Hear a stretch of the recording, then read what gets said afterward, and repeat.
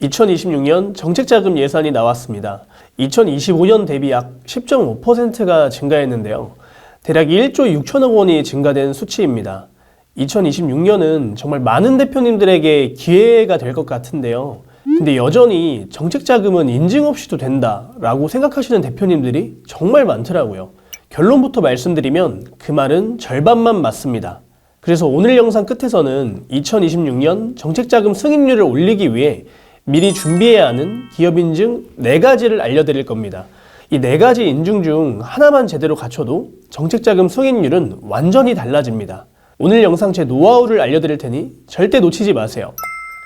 정책자금은 우리 회사를 잘 알고 있는 사람이 빌려주는 돈이 아니에요. 우리 기업, 대표님을 처음 보는 기관 담당자들이 1차적으로 서류로 평가를 합니다. 그렇다면 기관 담당자들은 어떤 기준으로 평가를 할까요? 맞습니다. 당연히 서류를 기반으로 점수를 매기고 정해진 매뉴얼을 따를 수밖에 없는 거죠. 제가 컨설팅해드리는 대표님 중 한 분의 이야기인데요. 25년 2월에 법인 설립을 하고 5월, 6월, 7월, 8월 4개월 동안 연달아서 중진공과 기술보증기금 자금 조달에 실패했습니다. 단순히 업력이 짧아서 떨어졌겠지라고 생각하시나요? 반은 맞고 반은 틀렸습니다. 업력이 짧아도 기업 인증이 있다면 약점을 채울 강점이 생기는 거니까요. 해당 기업은 기술력은 있었지만 기술력을 증명할 서류나 자료가 없었습니다.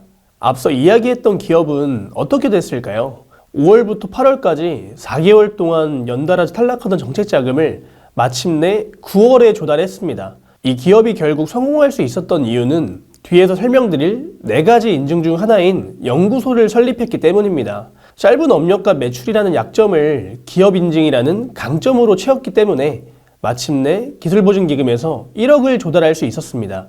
해당 기업은 올해 특허를 진행해서 내년 하반기 등록된 특허를 기반으로 중진공 추가자금 조달을 계획하고 있습니다.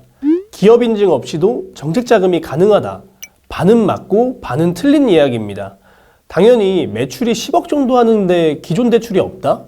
이러면 정책자금 받는 게 수월할 수 있겠죠. 하지만 그 다음은 어떨까요? 결국 기업의 자금 조달 계획은 전략적으로 가져가지 않으면 어느 순간 막힐 수밖에 없습니다. 오늘 영상을 끝까지 보시면 정책자금 조달에 있어 기업 인증이 얼마나 중요한지 제대로 된 지식을 갖추시게 될 겁니다. 정책자금은 크게 융자와 사업화 자금으로 나뉩니다. 쉽게 말해 대출과 공짜돈으로 나뉘는 거죠. 정책자금 대출은 자금의 안정성, 무상지원금인 공짜돈은 기업의 미래성장 가능성을 중점적으로 봅니다. 이 2가지를 심사하는데 가장 강력한 객관적 증거가 바로 기업 인증인 거죠. 기업 인증은 정부 공공기관에게 기업의 보증서 역할을 합니다. 여기서 중요한 건 바로 2가지인데요. 첫째, 심사의 효율성입니다. 정책자금 심사위원은 정말 수많은 기업을 평가해야 합니다. 생각해보세요. 매달 얼마나 많은 기업들이 정책자금을 신청할까요?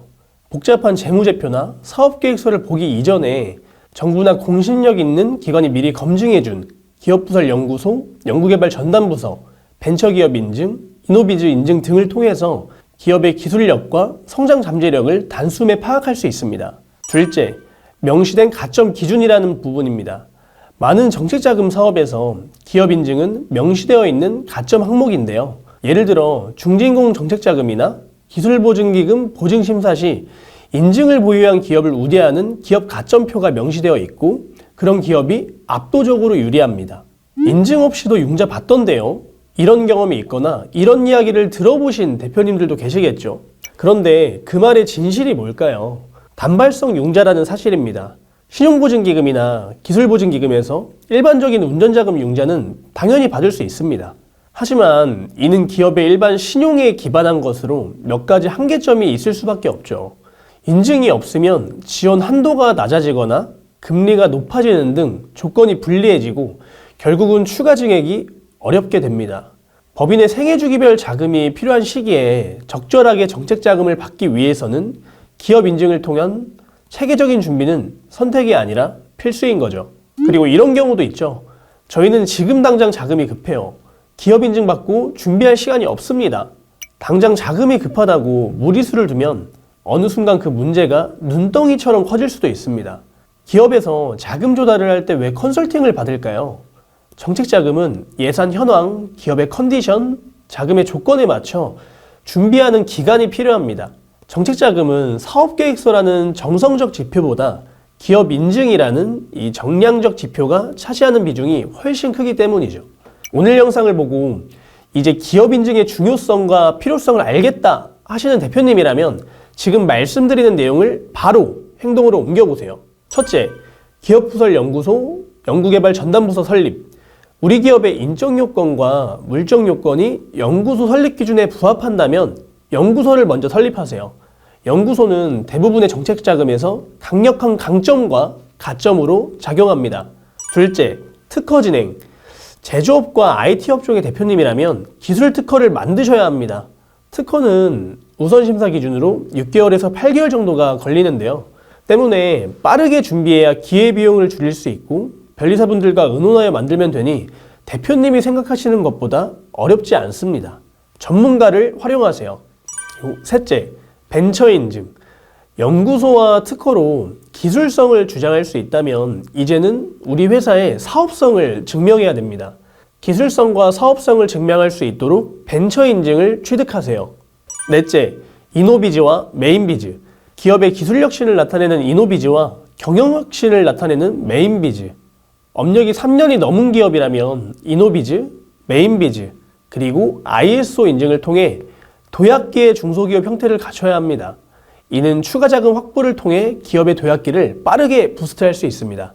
기업 인증 뭐부터 해야 할까? 또는 이제 2026년 정책자금 준비를 해야 되는데 어떻게 준비해야 하지? 이런 막막함을 느끼신다면 아래 고정 댓글을 통해 상담 문의를 남겨주세요. 기업 인증이 준비된 대표님들에게 2026년이 정말 큰 기회의 장이 되실 테니까요.